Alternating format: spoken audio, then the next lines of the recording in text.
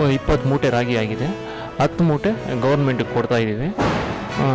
Government ಕೊಡೋದ್ರಿಂದ ನಮ್ಗೆ ಒಳ್ಳೆ ರೇಟ್ ಕೊಡ್ತಾರೆ. ಒಂದು ಬೇರೆ ದಳ್ಳಾಳಿಗೆ ಅವಕಾಶ ಇಲ್ಲ, ಬಂದರೆ ರಾಗಿ ಆ ಥರ ಇದೆ ಈ ಥರ ಇದೆ ಅಂತ ಹೇಳ್ತಾರೆ. ಇಲ್ಲಿ ಏನು ಪ್ರಾಬ್ಲಮ್ ಇಲ್ಲ. ಈಗ ಇಲ್ಲಿಗೆ ಬಂದಿದ್ದೀವಿ, ಆಧಾರ್ ಕಾರ್ಡ್ ಕೊಡ್ತೀವಿ, ಅದ್ರ ಮೇಲೆ FID ನಂಬರ್ FID ತೊಗೊಂಡು ಅದ್ಮೇಲೆ ನಂಬರ್ ಕೊಡ್ತಾರೆ. ಇಂಥ ಡೇಟಿಗೆ ಬರಬೇಕು ಅಂತ ಹೇಳ್ತಾರೆ. ಆ ಡೇಟಿಗೆ ಬಂದು ನಾವು ರಾಗಿ ಹಾಕ್ತೀವಿ. ಮತ್ತು 1 ಮಂತಲ್ಲಿ 1.5 ಮಂತಲ್ಲಿ ನಮ್ಗೆ ಅಮೌಂಟ್ ಬರುತ್ತೆ. ಇಲ್ಲಿ ನಮಗೆ ಕ್ವಿಂಟಾಲ್ಗೆ 4,800 ಚಿಲ್ಲರೆ ಕೊಡ್ತಾ ಇದ್ದಾರೆ. ನಮಗೆ ಇಲ್ಲಿ ಹಾಕೋದ್ರಿಂದ ಒಳ್ಳೆ ಬೆನಿಫಿಟ್ ಇದೆ. ಆದಮೇಲೆ ನಮಗೆ ಒಂದೇ ಮಗದಲ್ಲಿ ಒಂದು ದುಡ್ಡು ಬರುತ್ತೆ. ಬಂದು ಯಾವುದಕ್ಕೂ ಒಂದಕ್ಕೆ ರೈತರಿಗೆ ಉಪಯೋಗ ಆಗ್ತದೆ. ನಾವು ಹಳ್ಳಿಯಲ್ಲಿ ರಾಗಿ ಕೊಟ್ಟಾಗ ಅಲ್ಲಿ ರೇಟು 2,000, 3,000, 2,500 ಅಂತ ಕೇಳ್ತಾರೆ. ಆದರೆ ಇಲ್ಲಿ ಒಳ್ಳೆ ರೇಟ್ ಕೊಡ್ತಾ ಇದ್ದಾರೆ. ನಮ್ಮ ಗೌರ್ಮೆಂಟಿಂದ ಒಳ್ಳೆ ಬೆನಿಫಿಟ್ ಇದೆ. ಈಗ ಒಂದೇ ಮಗದಲ್ಲಿ ದುಡ್ಡು ಬರುತ್ತೆ. ಅದರಿಂದ ನಮಗೆ ಯಾವುದಕ್ಕೂ ಒಂದಕ್ಕೆ ಅನುಕೂಲ ಆಗ್ತದೆ. ಅವರಿಗೆ ನೋಂದಣಿಯನ್ನು ಮಾಡಿಕೊಡ್ತಾರೆ. ಮತ್ತು ನೋಂದಣಿ ಆದಮೇಲೆ ನಾವು ಅವರಿಗೆ ಸರ್ಕಾರ ನಿಗದಿ ಮಾಡಿದ ಡೇಟ್ಗೆ ಅವರಿಗೆ ಕರೆ ಮಾಡಿ ರಾಗಿಯನ್ನು, ಉತ್ತಮವಾದ ರಾಗಿಯನ್ನು ತಂದು ಇಲ್ಲಿ ಕೊಡೋದಕ್ಕೆ ಹೇಳ್ತೀವಿ.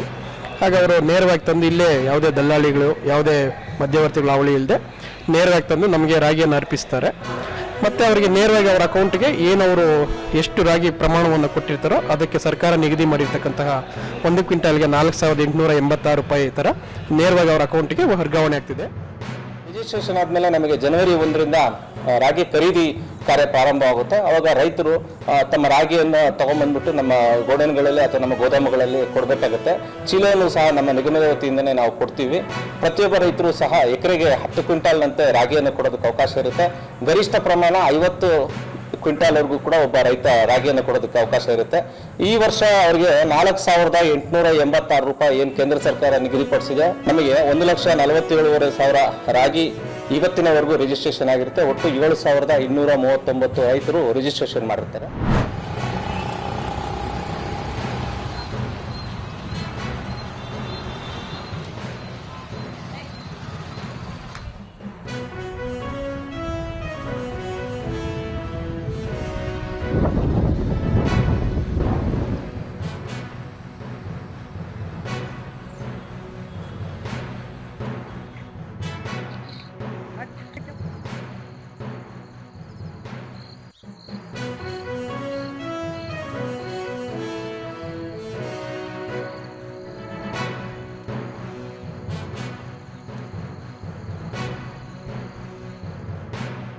ಜಿಲ್ಲೆಗೆ ಎಲ್ಲ ಗ್ರಾಮಗಳಿಗೂ ಮತ್ತು ಕೊಪ್ಪಳ ಜಿಲ್ಲೆಗೆ ಸರಿಸುಮಾರು 15,000 ಶಾಲಾವರಣ, ಆಟದ ಮೈದಾನ ಎಲ್ಲ ಇನ್ನಿತರ ಉದ್ಯಾನವನಗಳು ಮಾಡುತ್ತಾ 15,000 ಗಿಡಗಳನ್ನು ನೆಟ್ಟಿದೆ.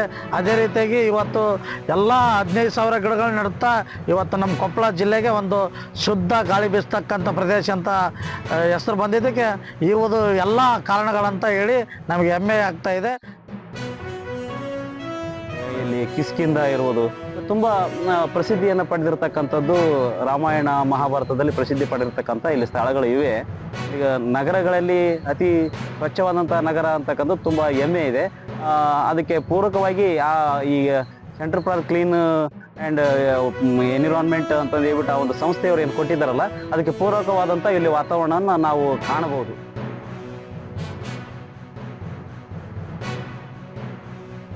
ಅರಣ್ಯ ಇಲಾಖೆಯವರು ಕೂಡ ಕೊಡ್ತಾರೆ. ಅದನ್ನು ಅವರು ಚೆಕ್ ಮಾಡ್ತಾರೆ. ರೋಡ್ ಡೆವಲಪ್ಮೆಂಟ್ ಆಗಿದೆ ಅನ್ನೋದು PWD ಅವರು ಚೆಕ್ ಮಾಡ್ತಾರೆ. ಮತ್ತು ವಾಟರ್ ಬೋರ್ಡ್ಸ್ ಇವೆಲ್ಲ ಕೂಡ ಏನು ನಮ್ಮ NOCಗಳಿಂದ ಪಡೆದು ನಮ್ಮ ಮೀಟಿಂಗ್ನಲ್ಲಿ ಇಟ್ಟುಕೊಂಡು ನಾವು ಅದನ್ನು ಸಂಪೂರ್ಣವಾಗಿ ಅವ್ರಿಗೆ ನಾವು ಅಧಿಕೃತವಾಗಿ ಅನುಮೋದನೆ ಕೊಡ್ತೀವಿ.